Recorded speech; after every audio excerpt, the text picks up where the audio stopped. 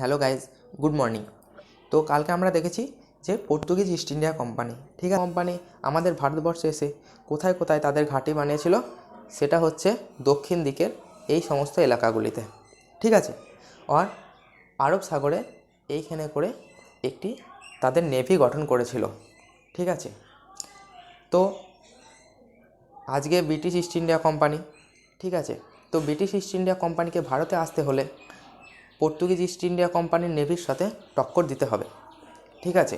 আর Portuguese east India কোম্পানির navy এতটাই strong ছিল যে আকবর যদি কোনো জাহাজ নিয়ে যেত তাহলে তাকে ট্যাক্স দিতে হতো, ঠিক আছে।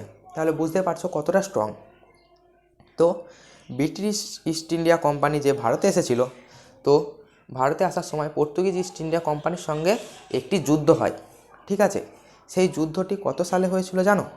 সেই যুদ্ধটি হয়েছিল 1612 সালে, ঠিক আছে। তো সেটি হয়েছিল 1612 সালে। সেই যুদ্ধের নাম কি ছিল? সেই যুদ্ধের নাম ছিল সাউলি ওয়ার, ঠিক আছে। SWALI, Swally war, Swally war, ঠিক আছে। তো সাউলি ওয়ারের মাধ্যমে পর্তুগিজ ও ব্রিটিশ ইস্ট ইন্ডিয়া কোম্পানির মধ্যে যে যুদ্ধটি হয়েছিল, সেই যুদ্ধে জয়লাভ করেছিল ব্রিটিশ ইস্ট ইন্ডিয়া কোম্পানি, ঠিক আছে। তো ব্রিটিশ ইস্ট ইন্ডিয়া কোম্পানি যখন ইউরোপে স্থাপিত হয় তখন ভারতের শাসক কে ছিল? ব্রিটিশ ইস্ট ইন্ডিয়া কোম্পানি যখন ইউরোপে স্থাপিত হয় তখন ভারতের শাসক ছিল আকবর, আকবর, ঠিক আছে। তো ব্রিটিশ ইস্ট ইন্ডিয়া কোম্পানি যখন ইউরোপে স্থাপন হয়, নট ভারতে, ঠিক আছে। তো আকবর ছিল তখনকার দিনের শাসক। তারপর দেখো, যখন ভারতে ইস্ট ইন্ডিয়া কোম্পানি স্থাপিত হয় তখন শাসক ছিল জাহাঙ্গীর। আমি ছবির মাধ্যমে অনেকটা রিলেট করতে চাইছি, ঠিক আছে। তো যখন ভারতে ব্রিটিশ ইস্ট ইন্ডিয়া কোম্পানি এসেছিল তখন শাসক কে ছিল? জাহাঙ্গীর। আর যখন ইউরোপে ছিল ব্রিটিশ ইস্ট ইন্ডিয়া কোম্পানি তখন শাসক ছিল আকবর, ঠিক আছে। এই দুটো খুব খুব ইম্পর্টেন্ট। SSC বলো, রেল বলো, WBP বলো, সমস্ত পরীক্ষায় এটি আসে যে ভারতে যখন ব্রিটিশ ইস্ট ইন্ডিয়া কোম্পানি আসে তখন কার শাসক কে ছিল, এবং ইউরোপে যখন ব্রিটিশ ইস্ট ইন্ডিয়া কোম্পানি ছিল তখনকার শাসক কে ছিল, ঠিক আছে। দেখো, এখনকার এক্সাম অতটা সহজ নয়, ঠিক আছে। সহজ কোশ্চেনে আসবে কিন্তু কোশ্চেনটা একটু ঘুরিয়ে দেবে, ঠিক আছে। তো তারপরে যাওয়া যাক, ঠিক আছে। রানী এলিজাবেথ, রানী এলিজাবেথ কে ছিল? রানী এলিজাবেথ ছিল তখনকার দিনের রানী যখন ব্রিটিশ ইস্ট ইন্ডিয়া কোম্পানি ইউরোপে স্থাপন হয়, ঠিক আছে। তো এই যত সাল তারিখ সবই আমরা NCERT থেকে তুলেছি। তো দেখো, রানী এলিজাবেথ ছিল ব্রিটিশ ইস্ট ইন্ডিয়া কোম্পানি তখনকার দিনের রানী যখন ইউরোপে ব্রিটিশ ইস্ট ইন্ডিয়া কোম্পানি স্থাপিত হয়, ঠিক আছে, ইউরোপে। তো 217 জন লোক মিলে একটা কোম্পানি বানায়। এই 217 জন যে লোক মিলে কোম্পানিটি বানায়, এটি কোথায় স্থাপন হয়েছিল? 217 জন লোক মিলে যে কোম্পানিটি বানায় সেটি স্থাপন হয়েছিল ইউরোপে। আর তখনকার দিনে রানী ছিল রানী এলিজাবেথ। তাহলে ব্রিটিশ ইস্ট ইন্ডিয়া কোম্পানি শুরুর সময় কতজন লোক মিলে এই কোম্পানিটি বানায়? সেটা হচ্ছে 217 জন লোক মিলে। আর তখনকার দিনে শাসককে ছিল রানী এলিজাবেথ, ঠিক আছে।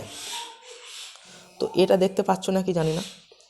হ্যাঁ, 1600 সালে ইউরোপে ব্রিটিশ ইস্ট ইন্ডিয়া কোম্পানি স্থাপিত হয়।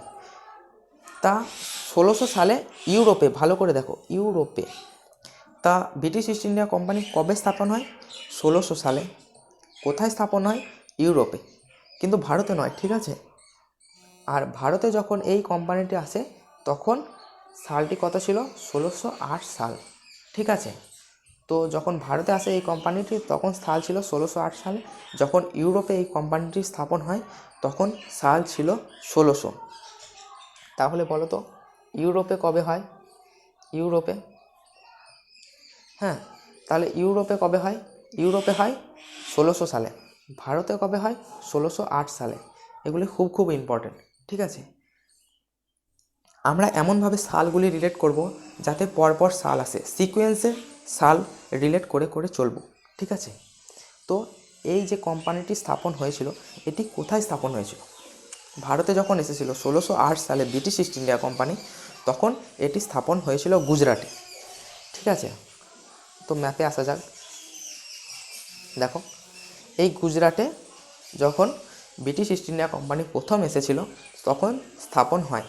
তো বলো তো, গুজরাটে যখন স্থাপন হয়েছিল এই কোম্পানিটি ছিল স্থায়ী না অস্থায়ী? এটা কমেন্টে বলবে, ঠিক আছে? অবশ্যই কমেন্টে বলবে। আর ভিডিওটি ভালো লাগলে লাইক এবং শেয়ার করবে।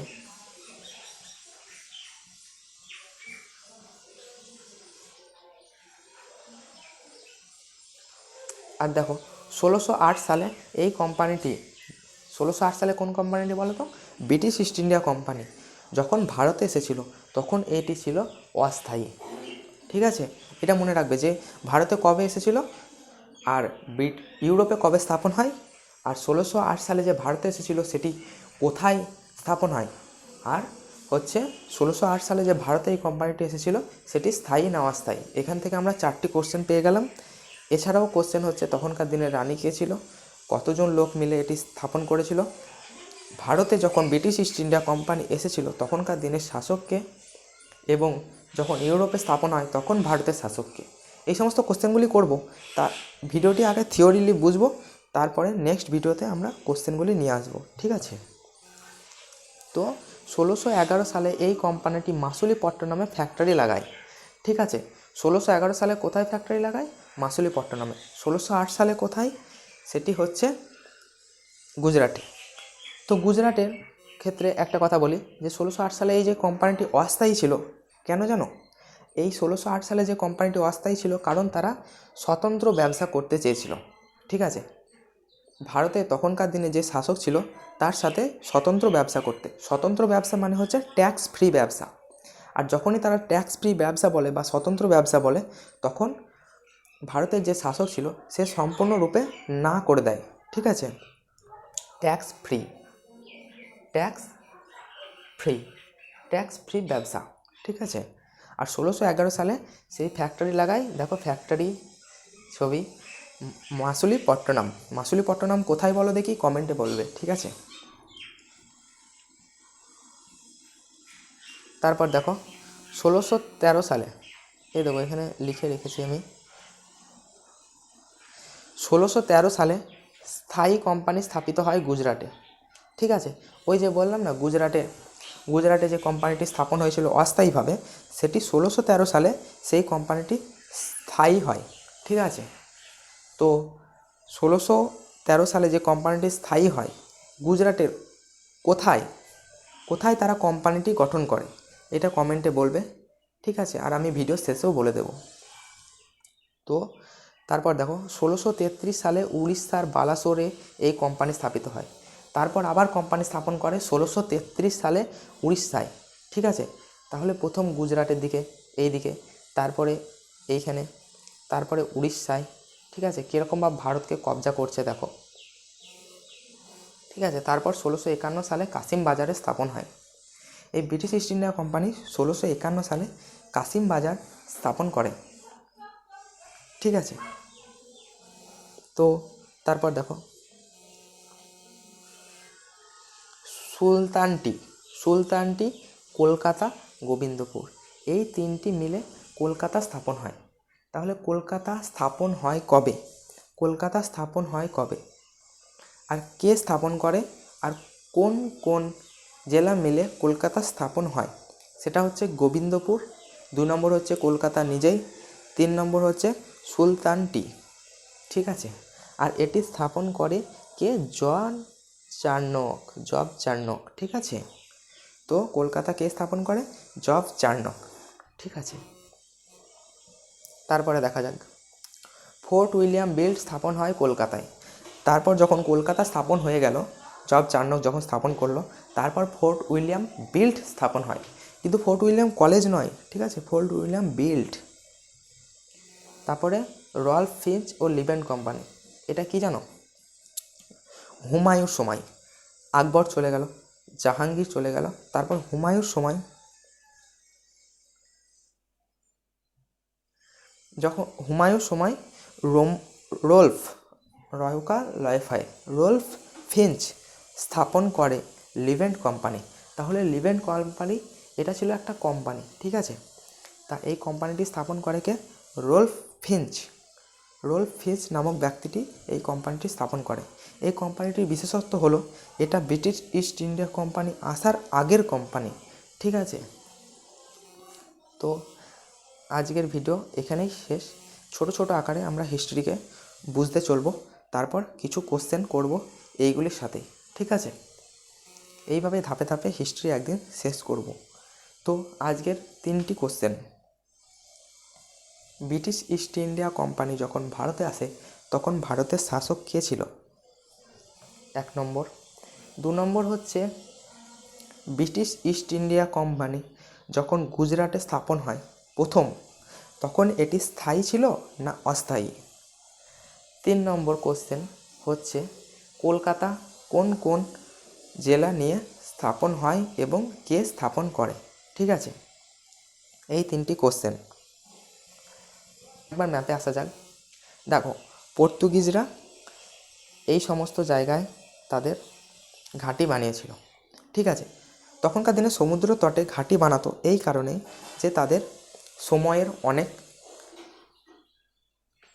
অনেক বাঁচত বলতে পারো। 2 নম্বর হচ্ছে তারা যে সমস্ত এলাকা লুট করে এসে এই সমস্ত জায়গায় এসে তারা জিনিসপত্র রাখতো এবং জাহাজে করে সহজেই তাদের দেশে নিয়ে যাওয়া যেত। কিন্তু ব্রিটিশ ইস্ট ইন্ডিয়া কোম্পানি এসে প্রথম ঘাঁটি বানায় গুজরাট, তারপরে মাসুলিপট্টনম, তারপরে উড়িষ্যায়, তারপর কলকাতায়, ঠিক আছে। তারা এই সমস্ত জায়গায় ঘাঁটি বানিয়েছিল কারণ তারা প্রথমে দক্ষিণ ভারতটিকে তাদের নিজেদের আয়ত্তে আনতে চেয়েছিল, ঠিক আছে, দক্ষিণ ভারতে। তো যখন পর্তুগিজ ইস্ট ইন্ডিয়া কোম্পানি হেরে গেল তাহলে ব্রিটিশদের কাছে আরও সুবিধা হয়ে গেল, ঠিক আছে। তো আজকের ভিডিওটি কেমন লাগলো? কালকে দেখাবো যে ডাচ নামক যে কোম্পানিটি এসেছিল তারা কারা,